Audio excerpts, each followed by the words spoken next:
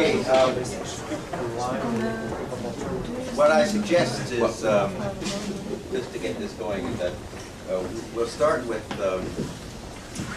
whoever has the most pressing question absolutely wants to say. I've been waiting for half an hour to say this, and now and pose this question or make this comment, and I want to do it now. So is anybody has that sense of urgency? No. There you go.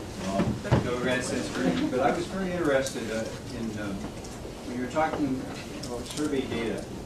The survey, you alluded to the fact that only 25% of young people were monthly plus attenders. Why on earth would you use only? 25. I'm just thinking of sports nut. I wonder if 25% of those young people would say they follow Australian rules football. I mean, that strikes me incredibly high. Yeah. I mean, I think I'm citing the Gen Y study in their description of their data, but I think, yeah, you have a valid point there that 25% is comparatively. Just, I find, working with large-scale surveys, I'm always fascinated. Gallup did their stuff in 1945 in Canada. The release on that said only 2 in 3 Canadians are attending services weekly. Yeah. It's like, what do we expect? Yeah, right. Yeah. That was all. But that's exactly the point, because the whole discussion has been going on for 50 years, because this dates from the 50s and 60s, you're quite right, and even the 40s with the Gallup stuff, is that the expectation is you should be in church, right, or whatever equivalent, and if you're not, then it's only, right? So you're quite right. I mean, 25% of anybody of any population doing anything is a lot of people, right? Yeah. But if your expectations are 60%, the old thing. Well, in Quebec, up until 1965, 85% of the people at least said they attended mass every week, right? So when you set that as a standard, then everything was going to be a decline, right? Yeah. Quite aside from the fact that half of them may have been lying, as subsequent research tends to show. And that, sorry, can I just say that is a common criticism of that study too, and I did mention it that, as Carol said, that it is seen as this through a normative lens of not just Christianity, but as you say, like of active Christianity, whereas there are people kind of looking at it now. I have a PhD student and she's looking at Buddhist youth in Australia, and the way she's interpreting the findings of the Gen Y survey, she's also finding a lot of it problematic in terms of that normative lens. And I think we'll find a lot of this in these discussions, because we've got a lot of implicit normativities going on at the conceptual level, and there's no way we can avoid it. You have to have some sort of normative set of concepts that you start anything with. Paul asked me to remind you to all speak nice and clearly and loud, like I am doing, right? Because you're being recorded, right? Dum, dum, dum. Yeah. I have a question for Jean-Louis, and that is about why you think your sample group uses the term religion. Because our sample group, 18 to 25 Canadians, they wouldn't, they use spiritual, they use SBNR, they don't use the term religion. Why does your group use the term religion? It's a very interesting question. You have to understand that we're coming from a country that religious background, education, instruction is zero for that. Mm-hmm. So the difference between spirituality, religion, atheist, agnostic is not clear for them because they don't have religious education or religious experience in society. It's everything happens at a very underground level, mm-hmm. where everything adapts to these conditions. So the only word they know, it's my theory, hypothesis, is religion.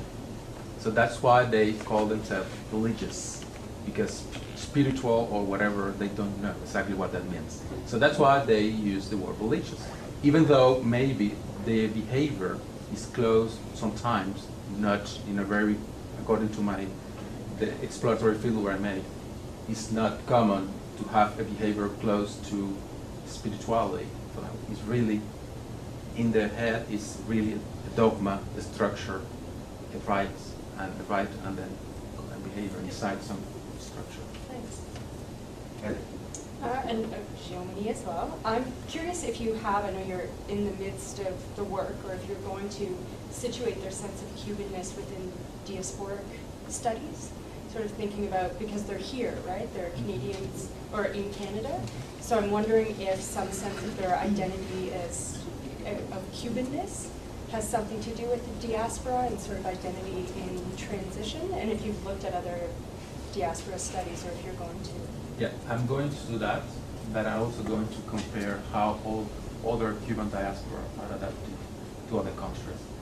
Of course, United States have very special conditions for Cubans. We have to look at.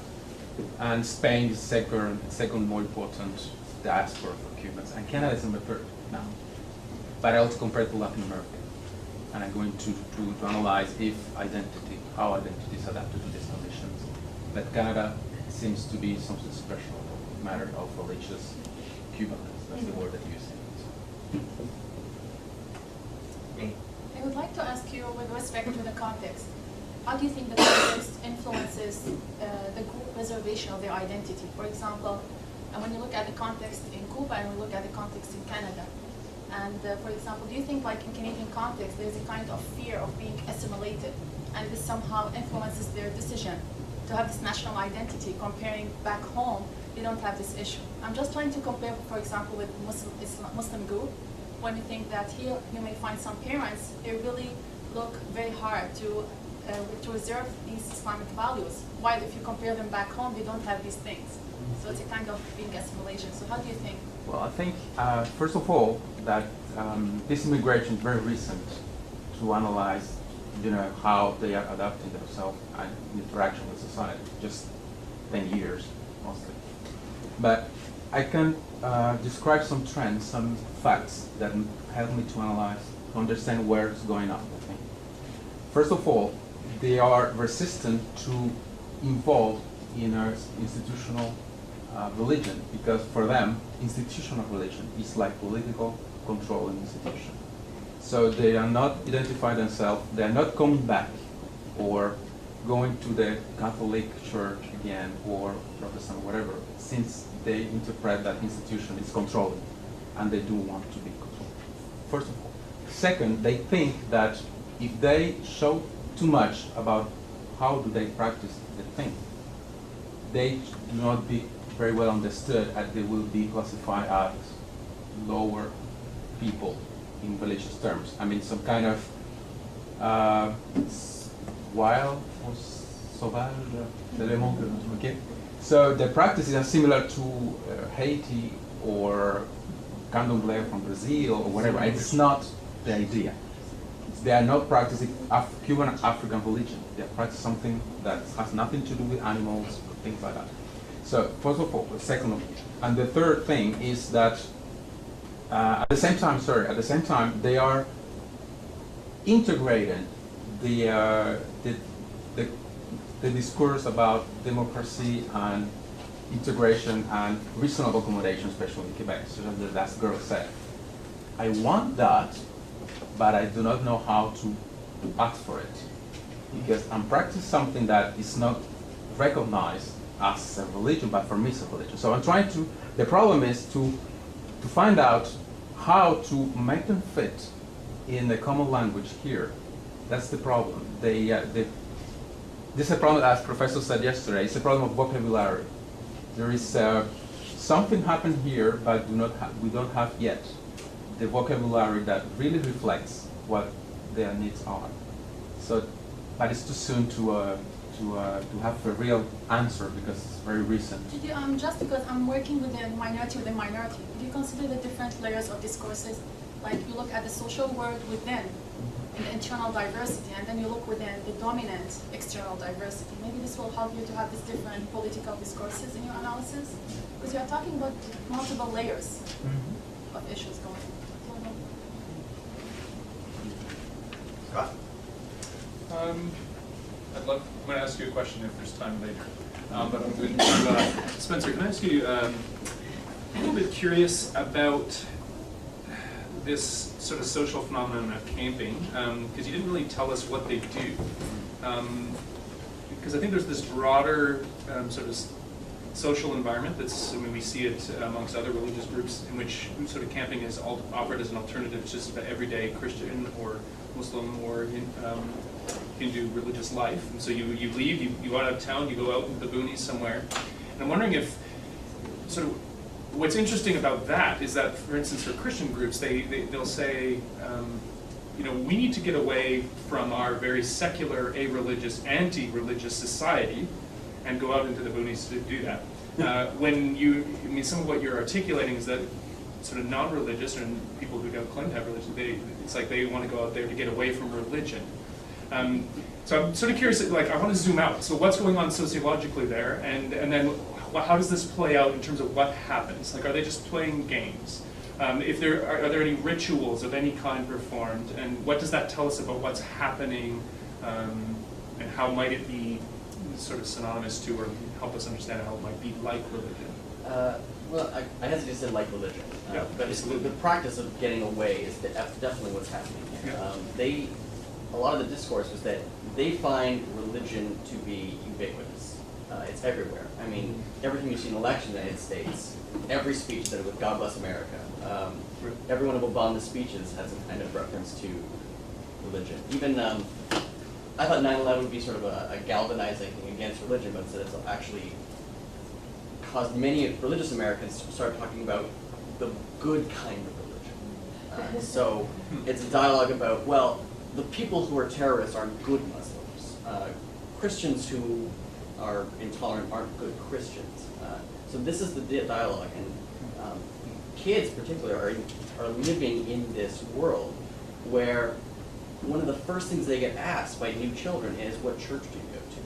They can't get away from it. So the parents see this largely from the kids telling them after school. Some of them came back crying, or even bullied often, and it sounds terrible. And so the parents desire a place where they can just go, just be yourself. That's one of the sort of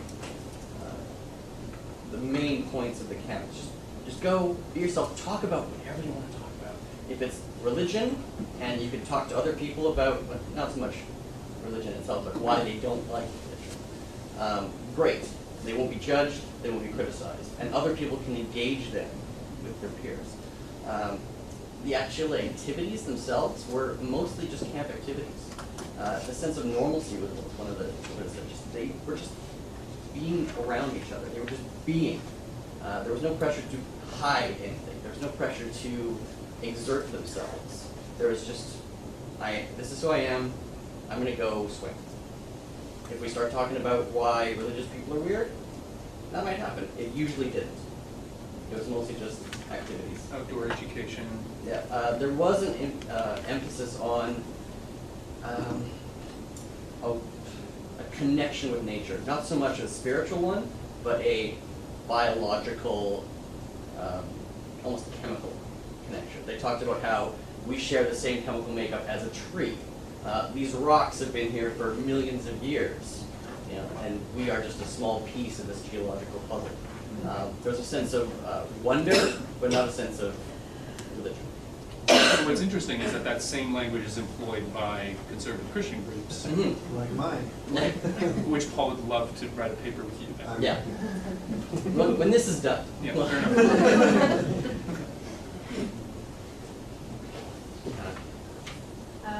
Well, I was interested in what you said about the positive perception of Buddhism amongst the young people, and it correlates with findings we were involved in a different study that looked on the impact of crisis events on community engagement in Australia. And whereas we found obviously the rise of Islamophobia and there was a rise of anti-Semitism and general kind of suspicion about religion, with Buddhism there was still a really positive attitude, and it actually came out in our study that it was directly linked with the image of His Holiness Dalai Lama. Yeah. Really? Yeah. So there's really like the whole mediatic impact of that. Yeah. That's such a nice laugh. Yeah. But the flip side too is that there probably isn't much awareness of issues within Buddhism too, like around gender equality or sexuality equality or other things, you know. Yeah. Or just the situation in Sri Lanka, for instance. Oh, Well, in our research, my research, you know, because so many of you are involved in this half hour, that Buddhists themselves